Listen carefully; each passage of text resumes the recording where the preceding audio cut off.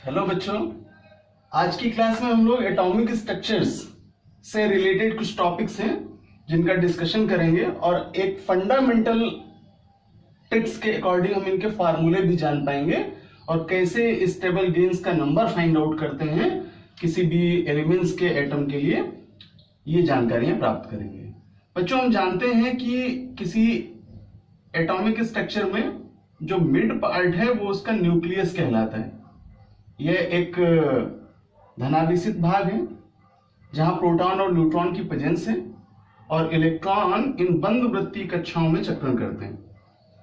जब इलेक्ट्रॉन की प्रेजेंस हम इन बंद वृत्तीय कक्षाओं में देखते हैं तो इसी के आधार पर हम कॉन्फ़िगरेशन कर पाते हैं, जैसा पिछली क्लास में सीखा। अब इससे रिलेटेड जो टॉपिक्स हैं उसमें सबसे पहला आता है आपका एटॉमिक नंबर। इसे परमाणु क्रमांक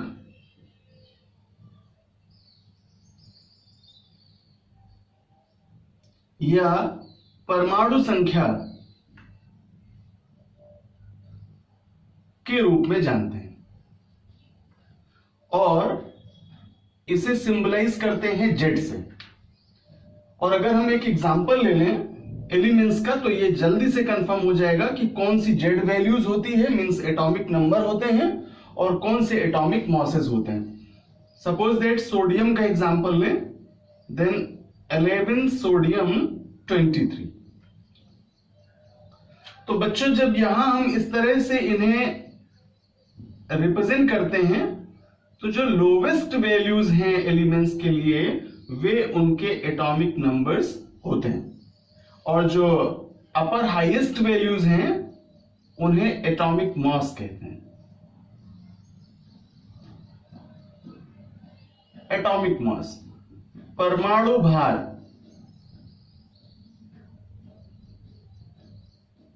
या इन्हें द्रव्यमान संख्या भी कहते हैं। द्रव्यमान संख्या, और एटॉमिक मास को सिंबलाइज करते हैं ए से। तो बच्चों, जो लोवेस्ट वैल्यू है यहां सोडियम के लिए 11, ये इसकी जेड वैल्यू है, और जो हाईएस्ट अपर वैल्यू है 23, ये इसके लिए ए वैल्यू है, एटॉमिक मास है। तो जब भी कभी एलिमेंट्स आपको क्वेश्चंस में इस तरह से लिखे जाते हैं तो आप आइडेंटिफाई कर लेंगे। बट अब डिस्कस करते हैं कि डेफिनेशन क्या होगी इसकी, कैसे हम डिफाइन करें। तो वन वर्ड में हम कह सकते हैं the total number of protons is known as their atomic number. The number of proton is known as atomic number. बच्चों, हम जानते हैं कि प्रोटॉन पर सिंगल यूनिट का पॉजिटिव चार्ज होता है। कैटायनिक फॉर्म में इसे हम कह सकते हैं, यानी धनायन कह सकते हैं। तो सिंपली अगर डिफाइन करें एक स्टेटमेंट के रूप में तो हम कह सकते हैं कि किसी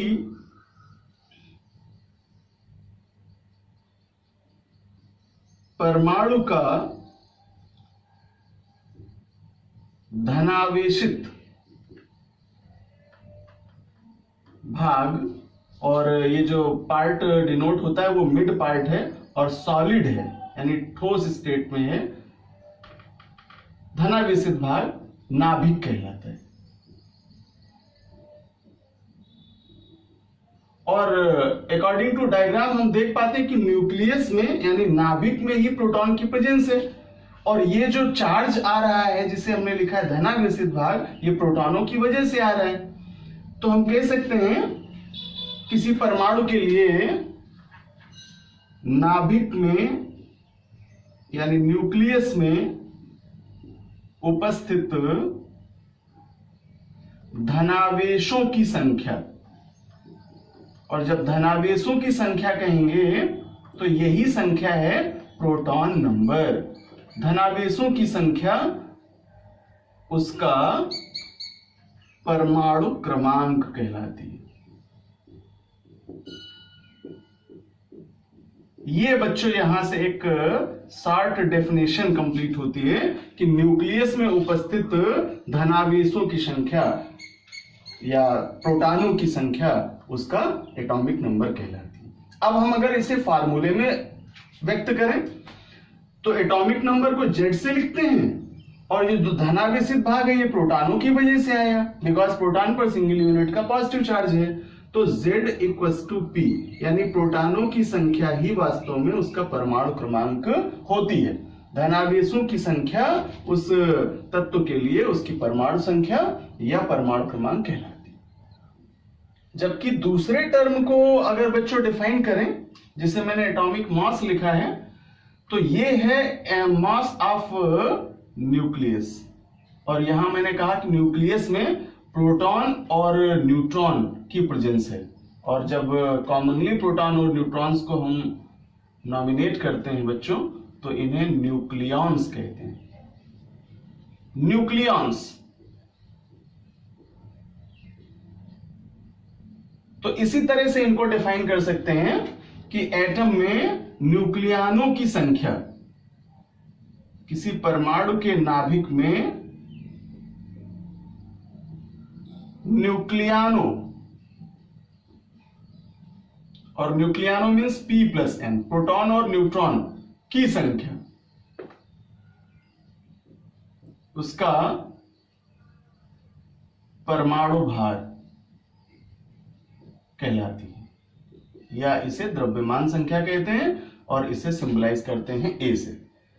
तो अगर ये जो डेफिनेशन मैंने दी यहां एटॉमिक मास के लिए, इसको फार्मूले में कन्वर्ट करें तो कह सकते हैं A इक्वल्स टू P+N, यानी प्रोटॉन और न्यूट्रॉन्स का जो टोटल नंबर है वही उसका एटॉमिक मास होता है। तो अब जान लेते हैं कि कौन से फार्मूले हम लोग यहां यूज करेंगे।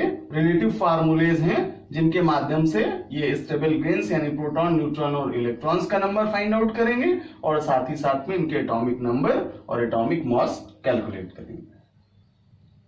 तो सबसे पहले Z के लिए फार्मूला यूज करेंगे, Z equals to P, means number of proton equals to number of their atomic number. Then यही रिलेशन अगर क्वेश्चन में प्रोटॉन फाइंड आउट करने के लिए होगा, देन हम इसको लिख सकते हैं P इक्वल्स टू Z। और फिर इलेक्ट्रॉन्स का जो नंबर है बच्चों वो प्रोटॉन के नंबर से रिलेटेड है, और ये कंडीशन एटम्स के लिए लागू होगी, जबकि आयंस के केस में यह स्थिति नहीं लागू होगी। तो अगर हम इलेक्ट्रॉन्स फाइंड आउट करेंगे तो इलेक्ट्रॉनों का फार्मूला यूज करेंगे E इक्वल्स टू P, यानी number of proton equals to number of electron. अब ये देख लीजिए यहां से इन तीनों का एक रिलेशन फार्मूला मिलेगा, Z equals to P equals to E, यानी परमाणु क्रमांक प्रोटॉनों की संख्या है और प्रोटॉनों की संख्या इलेक्ट्रॉनों की संख्या के बराबर होती है। तो हम इसको कई तरह से लिख सकते हैं, यानी P equals to Z equals to E, या E equals to P equals to Z। ये सभी स्थितियां आपको क्वेश्चंस में मिल सकती हैं जहां आप इन फार्मूलों का यूज कर सकते हैं। और इसके बाद जब न्यूट्रॉन्स का नंबर फाइंड आउट करेंगे, then N equals to A minus P, because nucleus में प्रोटॉन की प्रेजेंस है, और अगर उसके एटॉमिक मास में हम प्रोटॉन का नंबर निकाल दें तो जो बचेगा पार्ट वो न्यूट्रॉन्स का नंबर होगा। अब अगर क्वेश्चन में आपको प्रोटॉन नहीं दे रखा है तो फिर आप Z वैल्यू यहां यूज कर सकते हैं, then N equals to A minus P, और नहीं है तो या Z यूज कर लें, और वो भी नहीं दिया है तो एट लास्ट आप इलेक्ट्रॉन्स का नंबर भी यूज कर सकते हैं। लेकिन एटॉमिक केस के लिए ये कंडीशन होगी, बट सबसे बेस्ट कंडीशन आपकी फार्मूले के लिए ये अप्लाइड होती है, N equals to A minus P। फिर मास के लिए formula A equals to P+N, protons के नंबर में न्यूट्रॉन्स का नंबर ऐड कर दें, A मिल जाएगा, और अगर प्रोटॉन अवेलेबल नहीं है then A equals to P और Z और E+N। ऐसा भी हम कहीं कहीं क्वेश्चंस में पाते हैं कंडीशन जहां पर ये फार्मूला अप्लाइड करके फाइंड आउट करते हैं, बट एटॉमिक मास के लिए बेस्ट कंडीशन ये है। तो ये तो कुछ फार्मूले थे। चलते हैं आते डिस्कस करते हैं कि जब नंबर ऑफ Z सेम हो जाए तो क्या टर्म होगा, कौन सा कंडीशन अप्लाइड होगा, और जब नंबर ऑफ A सेम हो जाए किसी एलिमेंट्स के लिए तो उनको हम क्या कहते हैं और किस रूप में जानते हैं, इनके कुछ एग्जांपल्स भी लेते हैं। अब यहां लेते हैं कुछ examples. Suppose that 6 carbon 12, 6 carbon 13 and 6 carbon 14। ये मैंने एग्जांपल्स लिए हैं कार्बन के। और बच्चों यहां देख पा रहे हैं हम कि जो कार्बन है ये सभी जेड वैल्यूज में सेम है। जेड इक्वल टू 6 एंड इसके लिए भी जेड इक्वल टू 6 और इसके लिए भी जेड इक्वल टू 6। तो नंबर ऑफ जेड सेम है यहां, और अगर नंबर ऑफ जेड सेम है देन इसके लिए नंबर ऑफ पी भी सेम होगा। सो पी इक्वल टू ऑलरेडी 6 हो जाएगा, यहां भी पी इक्वल टू ऑलरेडी 6 हो जाएगा और इसके लिए भी पी 6 हो जाएगा। तो जब कभी ये स्थितियां मिले तो ऐसी कंडीशंस में जब जेड वैल्यू सिमिलर दिखाई दे रहे हो तब हम इन्हें नॉमिनेट करते हैं आइसोटॉप्स। बच्चों ये एक इंपॉर्टेंट शार्ट नोट्स हुआ, इन्हें कहते हैं समस्थानिक, यानी स्थान में समानता प्रदर्शित करते हैं, इसलिए हम इन्हें कहते हैं समस्थानिक। और जब स्थान यानी पोजीशन का डिस्कशन करते हैं तो पीरियोडिक टेबल में उनका ग्रुप क्या है, उनका ब्लॉक क्या है, उनका पीरियड क्या है, उनकी सीरीज क्या है, उनका सब ग्रुप क्या है, ये सब जानकारियां कराते हैं, देन हम उनकी पोजीशन को सर्टिफाइड करते हैं। तो जब समस्थानिक टर्म यूज करेंगे तो ध्यान दें आपकी वो पोजीशन में सिमिलर है बिकॉज जेड वैल्यूज उनके सेम आते हैं। ऐसे और भी एग्जांपल्स हैं, 1H1, 1H2 एंड 1H3। ये आपका एक सिलेबस यूनिट है हाइड्रोजन नाम से, वहां पर इनके स्ट्रक्चर्स भी मैं आपको पढ़ाऊंगा क्योंकि ये हाइड्रोजन के समस्थानिक के रूप में है, यानी isotopes of hydrogen. Protium, deuterium और टाइटियम, यहां भी बच्चों हम देख पा रहे हैं कि Z का वैल्यू 1 है, Z का वैल्यू 1 है और Z का वैल्यू 1 है। तो बहुत सिंपल सा डेफिनेशन कि जब किसी एलिमेंट्स के लिए जेड वैल्यू सिमिलर हो जाए और ए वैल्यू डिसिमिलर हो जाए, यानी परमाणु भार तो भिन्न भिन्न हो लेकिन परमाणु क्रमांक समान हो, तो ऐसी स्थिति में हम उनको समस्थानिक नॉमिनेट करते हैं, इन्हें आइसोटॉप्स कहते हैं। और जस्ट इसी का अपोजिट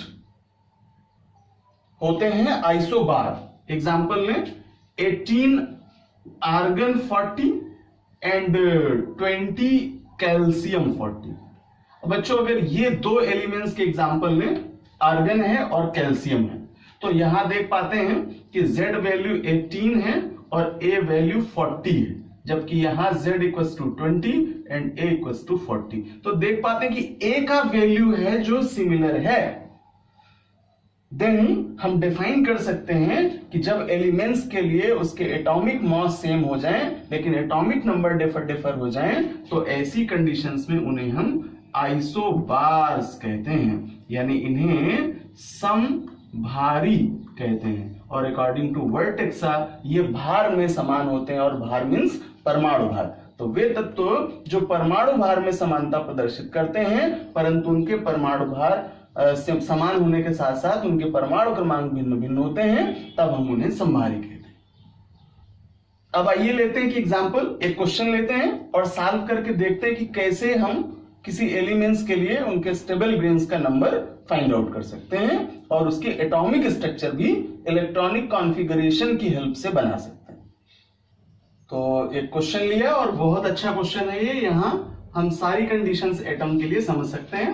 क्वेश्चन कह रहा है एन एटम हैज 15 इलेक्ट्रॉन्स, यानी जो परमाणु है उसके पास 15 इलेक्ट्रॉन है और जो उसका मास नंबर है वो 31 है। कैलकुलेट करना है हमें इसका एटॉमिक नंबर, मींस परमाणु क्रमांक ज्ञात करना है, और नंबर ऑफ न्यूट्रॉन्स यानी न्यूट्रॉनों की संख्या बतानी है, और साथ ही साथ इसका एटॉमिक स्ट्रक्चर भी ड्रॉ करना है। तो आइए वन बाई वन इसे पार्ट बाई पार्ट सॉल्व करते हैं। सबसे पहले डिनोट करें इलेक्ट्रॉन्स का नंबर E इक्वल्स टू 15 और मास नंबर को बच्चों A से लिखते हो इसलिए इसे A नंबर के रूप में 31 नोट करेंगे। और कैलकुलेट करना है हमें एटॉमिक नंबर, मींस Z आपसे पूछ रहा है, तो how much, number of neutron is how much, and atomic structure also draw करना है। अब सबसे पहला पार्ट हम सॉल्व करेंगे Z का। देखिए यहां प्रोटॉन का नंबर इसने छिपा दिया क्वेश्चन में, बट अगर हम रिलेटिव फार्मूले में जाएं तो हमने कंडीशन अप्लाइड की थी Z equals to P equals to E, यानी Z का रिलेशन प्रोटॉन से है और प्रोटॉन का नंबर इलेक्ट्रॉन के नंबर से। तो यहां तो इलेक्ट्रॉन दिया है, तो इलेक्ट्रॉनों के नंबर से हमें प्रोटॉनों का नंबर मिलेगा, so E equals to P, और जैसे ही प्रोटॉन का नंबर मिला then E equals to P equals to Z। ये कंडीशन अप्लाइड करके हम Z तक पहुंच जाएंगे। तो चलिए सबसे पहले यूज करते हैं P इक्वल्स टू E, और प्रोटॉन्स का नंबर मिला 15, और देन फार्मूला यूज किया Z equals to P, because Z find out करना है। तो अगर प्रोटॉन का नंबर 15 आ रहा है तो Z का वैल्यू भी 15 आएगा। तो पहला तो आंसर आपको यहां से मिला, जो कि पूछ रहा था कि कैलकुलेट इट्स एटॉमिक नंबर। बच्चों इसका परमाणु क्रमांक 15 आया। अब न्यूट्रॉन का नंबर फाइंड आउट कर लें, तो न्यूट्रॉन्स के नंबर के लिए फार्मूला यूज करेंगे N equals to A minus P, और यहां A का वैल्यू आपको दे रखा है क्वेश्चन में 31, और P का आपने आंसर सॉल्व किया 15, और यहां 31 में 15 को माइनस कर लेंगे। देन न्यूट्रॉन्स का नंबर यहां आपको 16 मिल जाएगा। तो बच्चों ये स्टेबल गेन्स के नंबर यहां कंप्लीट किए हम लोगों ने। इस एटम के पास इलेक्ट्रॉन है 15, प्रोटॉन्स है 15 और न्यूट्रॉन्स है 16, और Z वैल्यू हो गई 15, जबकि A वैल्यू क्वेश्चन में दी थी 31। अब क्वेश्चन कह रहे हैं कि इसका एटॉमिक स्ट्रक्चर ड्रॉ कीजिए। तो स्ट्रक्चर ड्रॉ करने के लिए कल हम लोगों ने कॉन्फ़िगरेशन वाला पार्ट सीख लिया था। मैंने कल आपको बताया कि जब भी कॉन्फ़िगरेशन करना हो तो नंबर ऑफ इलेक्ट्रॉन को माइंडसेट करें। हमें फिर और कोई भी संख्याएं नहीं देखनी है, हम इलेक्ट्रॉनों का वितरण इलेक्ट्रॉनों की संख्या को देखते हुए करते हैं।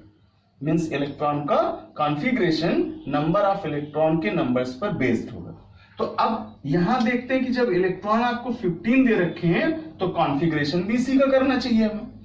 चलिए 15 का कॉन्फ़िगरेशन करें। K में 2 इलेक्ट्रॉन्स, L में 8 इलेक्ट्रॉन्स और M में 5 इलेक्ट्रॉन्स। बच्चों ये इसका कॉन्फ़िगरेशन जाएगा और KLM में इलेक्ट्रॉन्स का डिस्ट्रीब्यूशन होगा। अब हमें स्ट्रक्चर ड्रा करना इजी हुआ। हम जानते हैं कि किसी भी एलिमेंट्स का जो एटम है उसका मिड पार्ट न्यूक्लियस के रूप में जाना जाता है। तो मिड पार्ट न्यूक्लियस है, और देन इसके बाद इलेक्ट्रॉनों का जो कॉन्फ़िगरेशन है वो हम KLM में डिस्ट्रीब्यूट कर देंगे। सो K, L एंड M। बच्चों K में 2 इलेक्ट्रॉन्स हैं, ये 2 इलेक्ट्रॉन्स शो करें।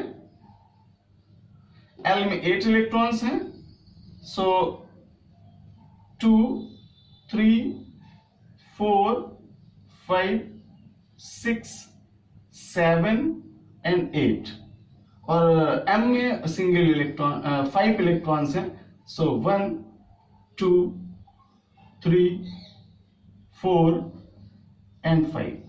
ये 5 इलेक्ट्रॉन्स टोटल M सेल में होंगे।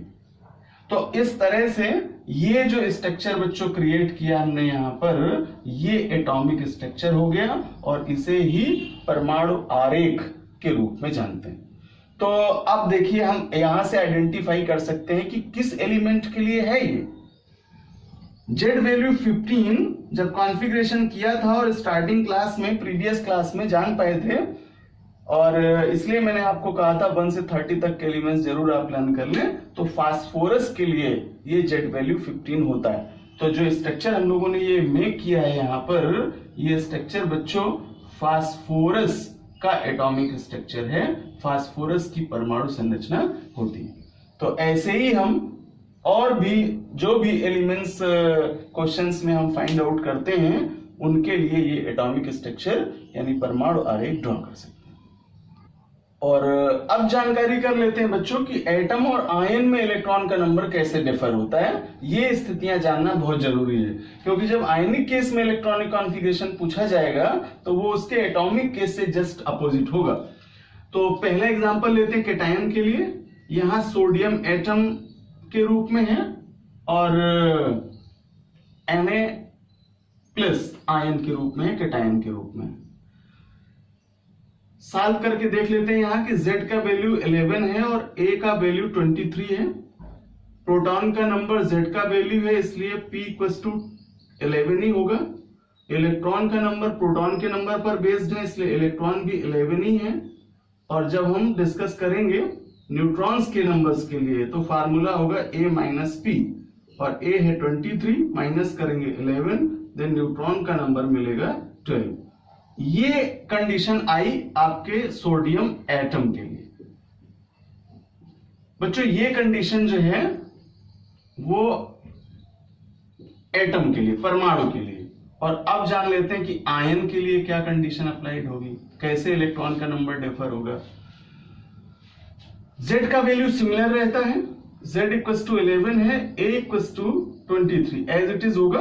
बट नंबर ऑफ इलेक्ट्रॉन कैसे डिफर हुआ, जब कॉन्फ़िगरेट करते हैं सोडियम 11 का तो 2, 8 और 1, K, L और M ये कॉन्फ़िगरेशन जाता है।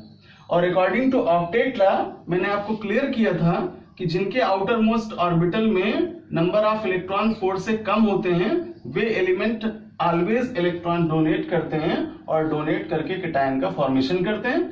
नंबर ऑफ डोनेटिंग इलेक्ट्रॉन्स के इक्वल उस पर उतने यूनिट का पॉजिटिव चार्ज आता है।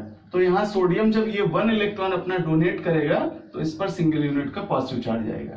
अब बहुत सिंपल सा कंडीशन क्या कि जो आयन हम पढ़ रहे हैं, जिसका नंबर इलेक्ट्रॉन फाइंड आउट कर रहे हैं, उसके लिए एक फंडा कि जितना प्लस उतना ही उसका Z value minus electron find out करने के लिए।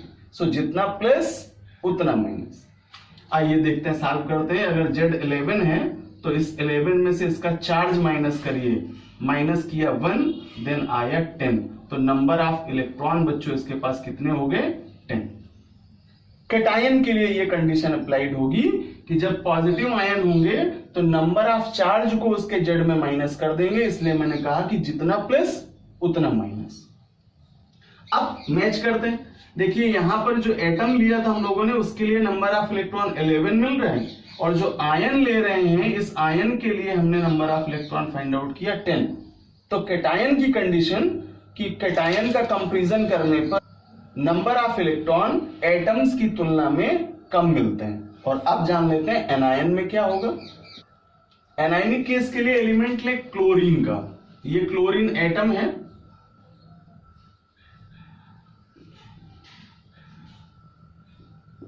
और इसका आयन एनायन फॉर्मेशन करता है Cl-।